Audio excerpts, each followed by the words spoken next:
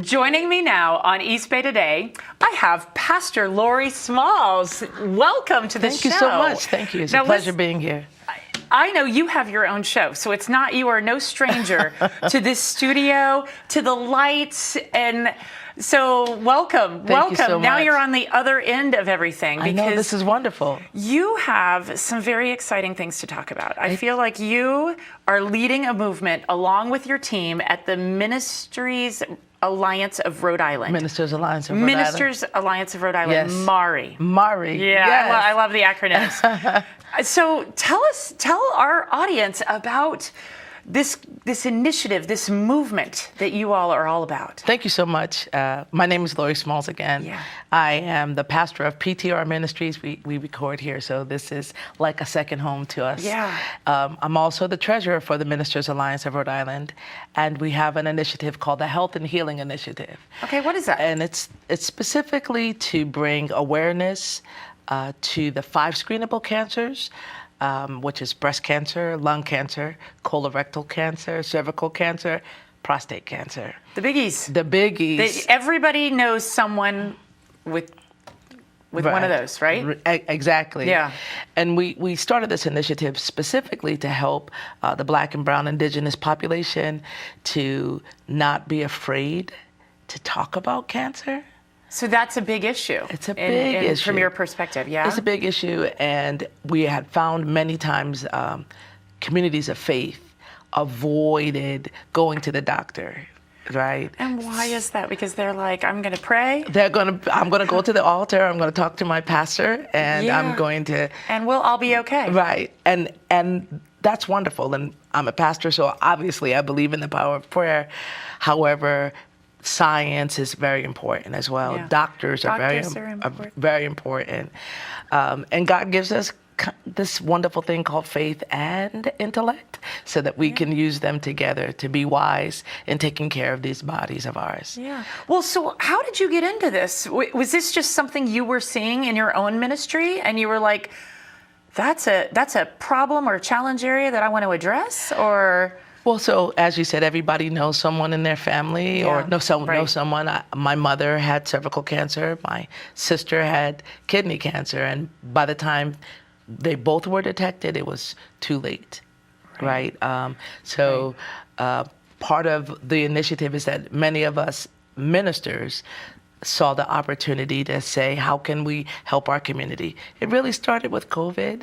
Because there was it all comes back to COVID. All the shook things up enough to be like, whoa, right? We got to do something different. Because there was an avoidance, and so we started an initiative called Faith in Science.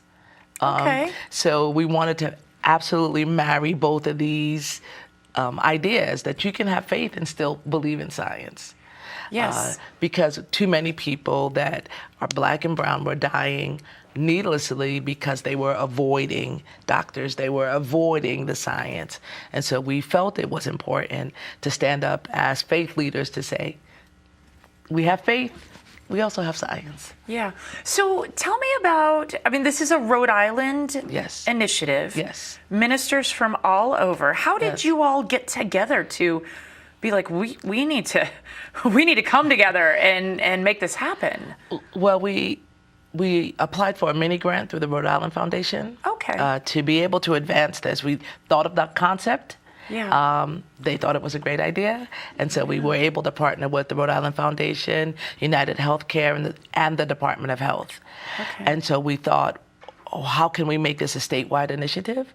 And so we've just been going to churches and community groups, telling people, not that we as pastors are content experts, but we have partnered with doctors who come from diverse ethnic communities to be able to say to the people, there are opportunities, there are resources out here, and don't stop getting information on cancer. One of the things we found out through our training and we call them community conversations.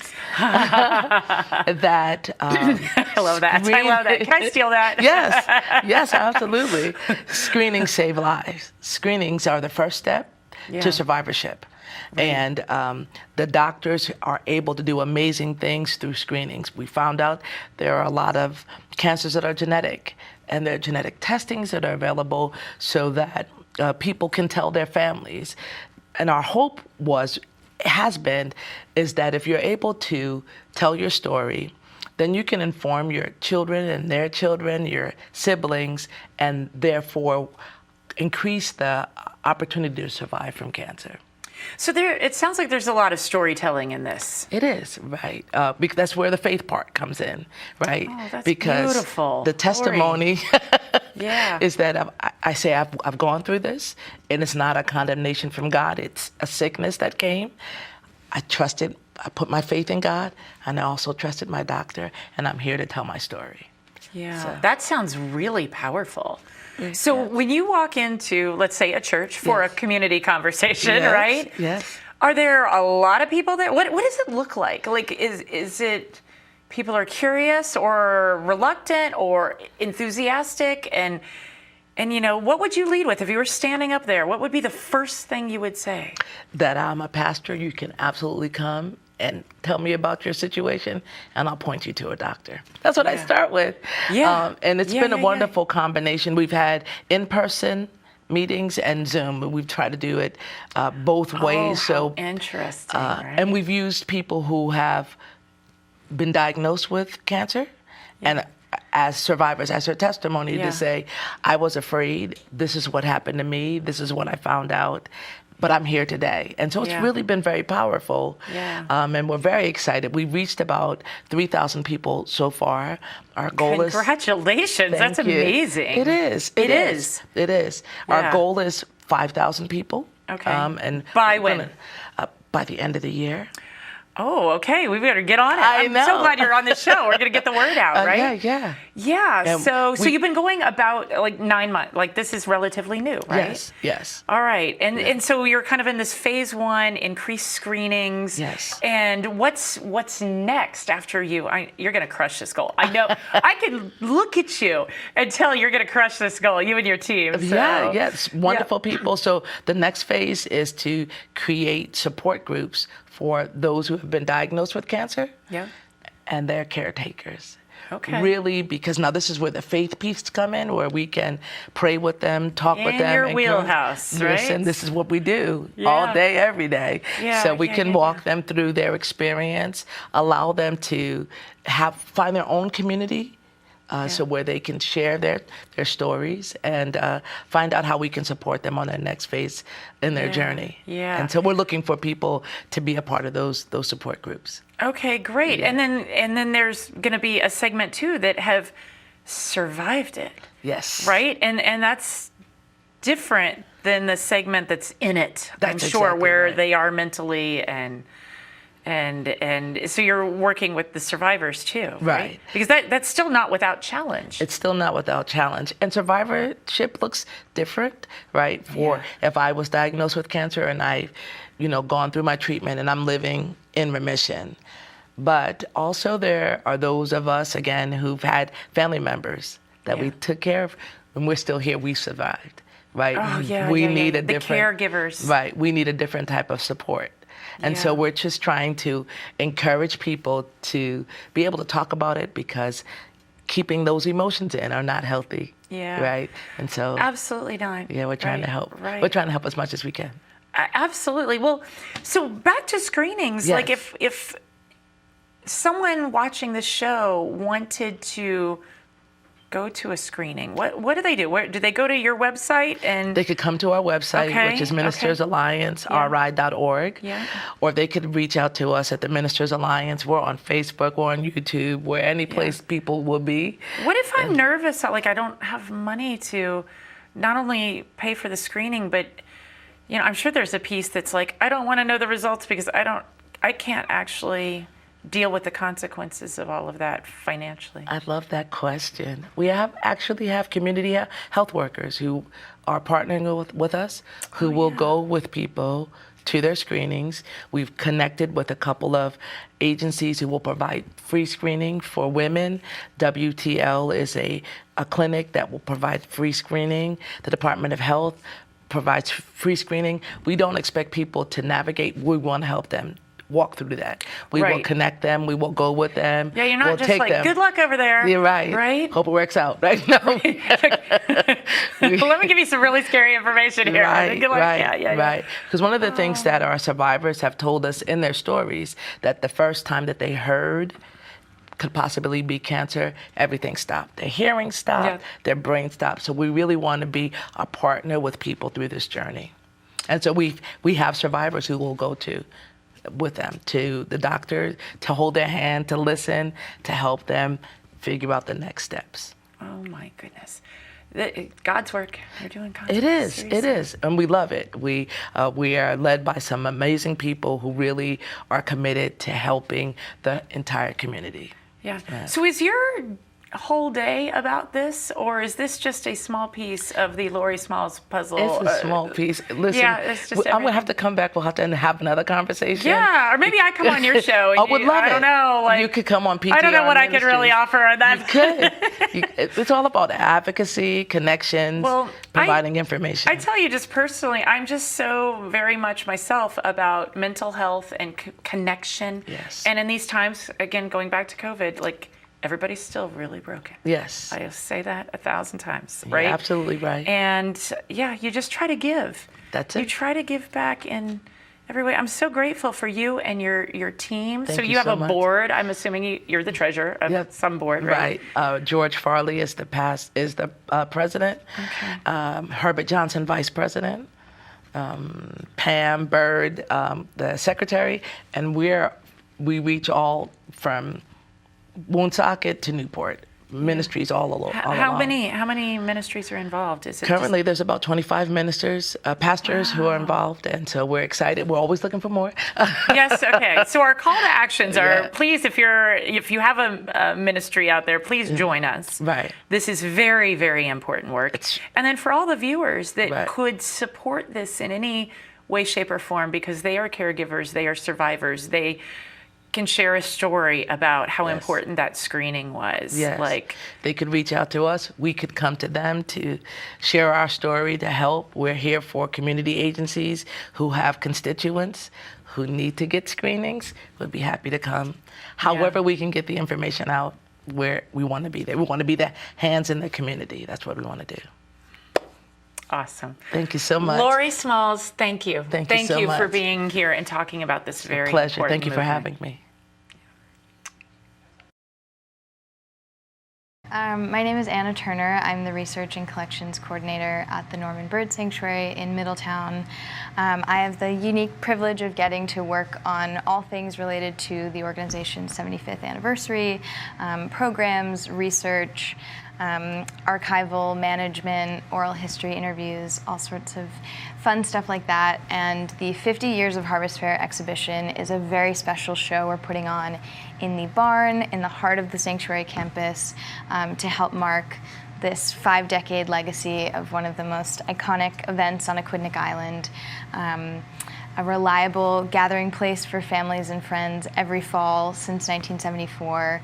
The Harvest Fair is a really amazing community event, and 50 Years of Harvest Fair, the exhibition, will be a collection of historic photographs taken at the 1976 and 77 fairs by an internationally renowned photographer, Salvatore Lopes, who's a longtime friend of the sanctuary and has printed a beautiful collection of photos for us to show. We'll also have original silkscreen posters from the early fairs. We'll have various recipes and letters and other sort of community photographs, related ephemera that help kind of capture the legacy of the fair and its impact on the island. The show will be open to the public from September 19th through December 2nd. So essentially all fall, you can come by the sanctuary anytime. We're open 7 days a week, 9 a.m. to 5 p.m. And you can pop into the barn and explore the show on your own. Occasionally there may be some NBS staff working the exhibition who can help orient you and chat with you about the history of the fair and it'll be a great way to celebrate the legacy. It'll also be open during the Harvest Fair weekend itself, so you can pop in there kind of amidst the action of the fair. So the Harvest Fair was founded in 1974 by a group of volunteers who were really active in the Norman Bird Sanctuary community, neighbors, friends, family members all around Aquidneck Island. And they had this idea for kind of a classic down-home country fair with all sorts of nostalgic games and fun food and music and sort of intergenerational fun, because the sanctuary has beautiful open land that's ripe for gathering. And so the fair kind of came about in a grassroots way, very much on the backs of volunteers who gave their time and energy and creativity to making it happen. And 50 years later, it's still one of the most iconic events on the island, a very reliable marker of fall. We often, if the weather is good, we'll get 10,000 people in a weekend, with so many of the same games and foods and activities and traditions that were there when we first started. So it's an amazing legacy and really speaks to the dedication of volunteers and of community in keeping these traditions going. So this year's Harvest Fair is particularly special because it's the 50th anniversary. We'll be doing all sorts of stuff in addition to the exhibition to really mark that legacy. Lots of fan favorite games and nostalgic foods and nostalgic music. And I think what is particularly special is that so many of the original volunteers and committee members and, raffle ticket salesmen and parking experts who made that original fair possible are still with us today and are really coming together to celebrate this anniversary and pay homage to a 5-decade legacy that is so impressive and so much a testament to their labor and effort over the last 50 years. So it should be a very special year. The Harvest Fair is October 5th and 6th. It's Saturday and Sunday, 10 a.m. to 5 p.m. Rain or shine, we'll cross our fingers for some sun, but that is not historically the way that Harvest Fair goes, and we have fun either way. So we always need volunteers, and we of course want you all to register and join us for a weekend of fun. So to register as a volunteer or to buy tickets to attend the fair, you can head to our website, normanbirdsanctuary.org. We've got a full page dedicated to the Harvest Fair with tons of information about logistics, sponsorships, our sustainability efforts, volunteer opportunities, all of that good stuff. We invite you to check it out. Kids 3 and under are free, so bring many generations of family and join us. And if you're a volunteer or interested in being a volunteer, there is a volunteer link on our website as well. With tons of opportunities for volunteers of all ages to get involved at a variety of skill levels and for various parts of the fair. So it runs on volunteers, so we so appreciate you all coming to join.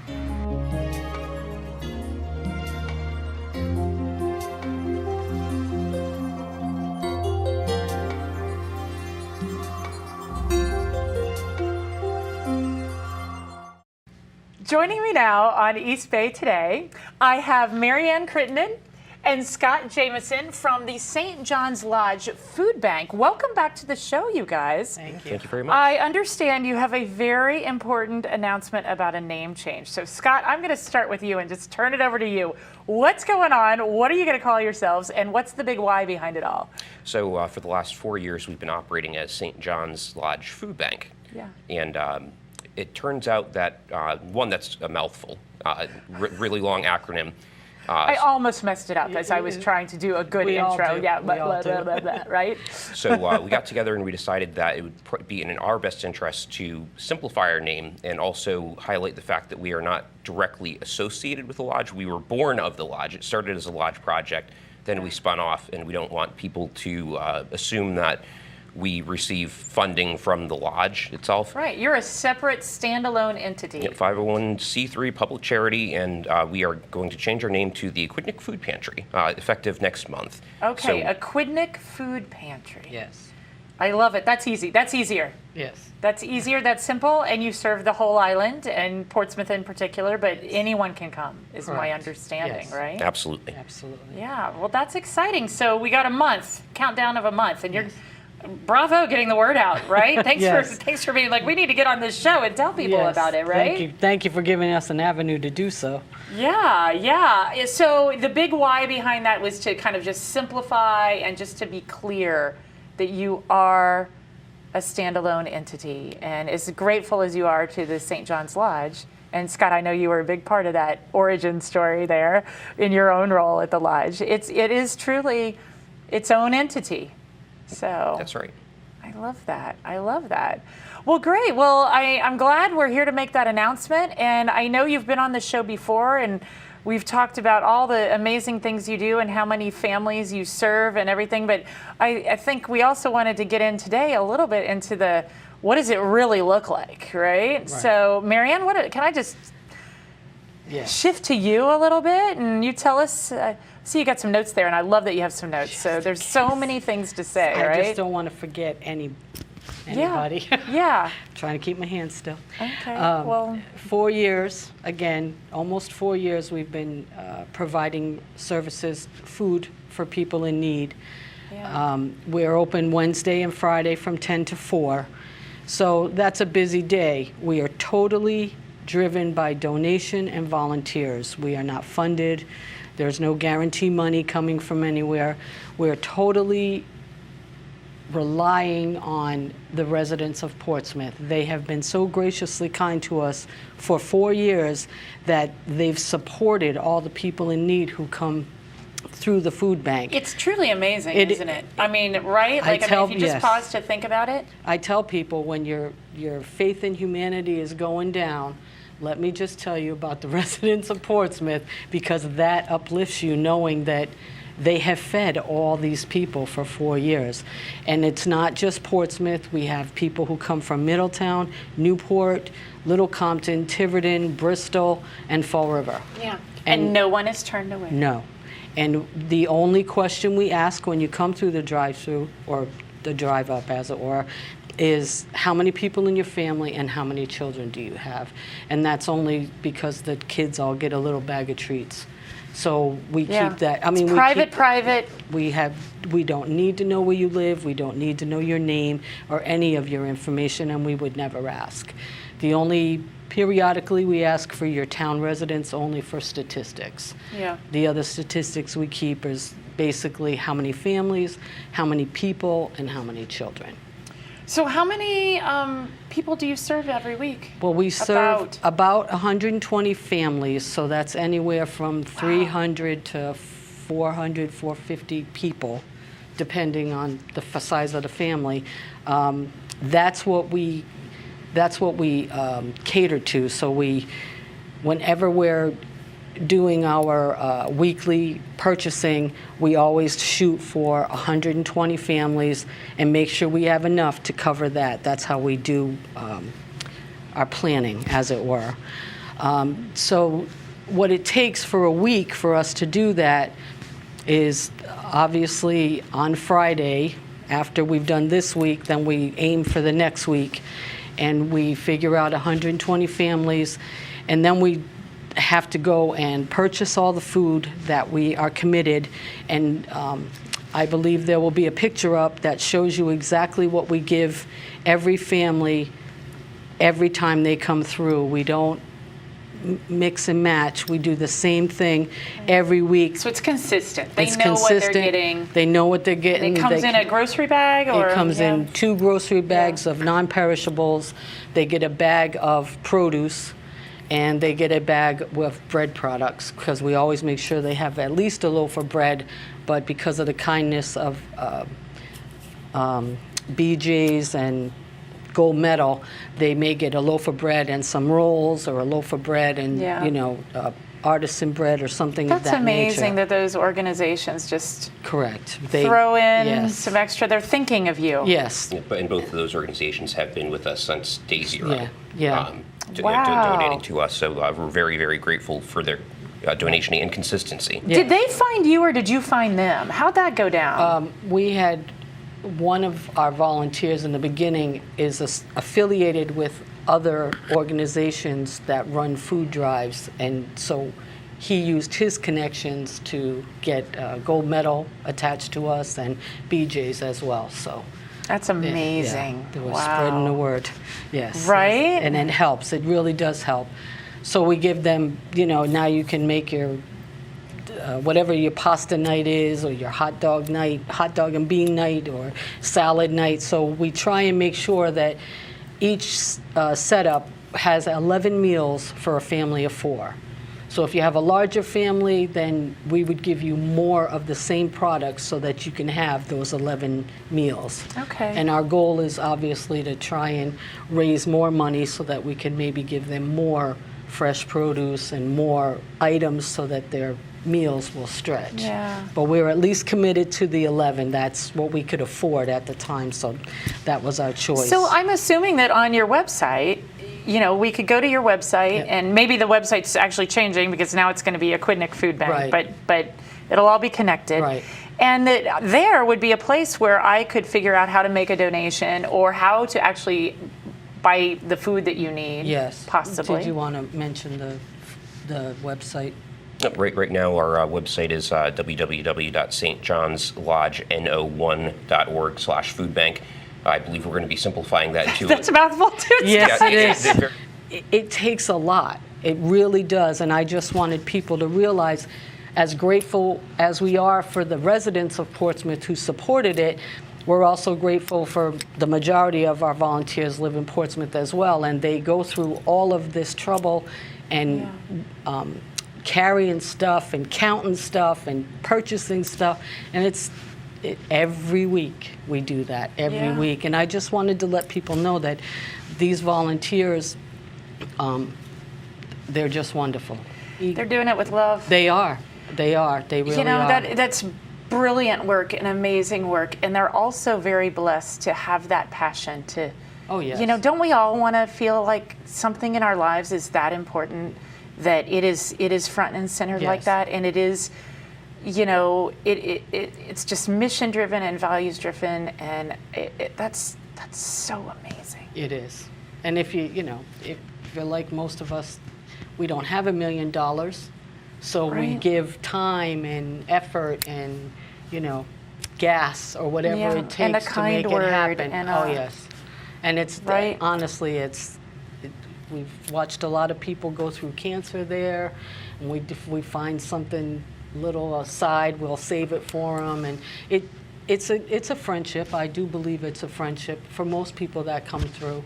And sometimes, if you're all by yourself, because almost half of our people are retired or living on a fixed income and alone, we're the person that they can talk to. There's no rush, so they can talk about guys- whatever's going on. You are doing amazing work. I really appreciate you being on the show. Please come back in about a month when the name change. Thank the you. You'll be the Quidnick Food Pantry. Yes. All right.